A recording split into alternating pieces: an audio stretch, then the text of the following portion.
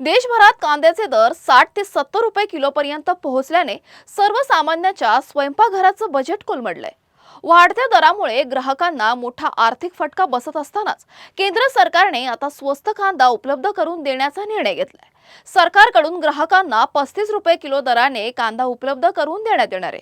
नाशिकमधील सरकारी बफर स्टॉकमधून रेल्वेच्या माध्यमातून चेन्नई, गुवाहाटी, दिल्लीसह देशातील प्रमुख शहरांमध्ये स्वस्त कांदा पाठवला जातोय। ग्राहकांना NAFED, NCCF आणि केंद्रीय भंडाराच्या आउटलेट सोबतच मोबाईल व्हॅन आणि भारत ब्रँडच्या स्टॉल्सवरून 35 रुपये किलो दराने कांदा खरेदी करता येणार आहे। पावसामुळे निर्माण झालेला तुटवडा आणि सणासुदीच्या काळात होणारी साठेबाजी यामुळे कांद्याचे दर आणखी वाढण्याची शक्यता आहे। त्यामुळे बाजारातील किमती नियंत्रणात ठेवून सर्वसामान्यांना स्वस्त दरात कांदा उपलब्ध करून देण्याचा सरकारचा प्रयत्न आहे। आता 35 रुपये किलोचा हा कांदा ग्राहकांपर्यंत किती वेगाने पोहोचतो आणि त्याचा बाजारभावावर किती परिणाम होतो याकडे सर्वांचं लक्ष लागलं आहे।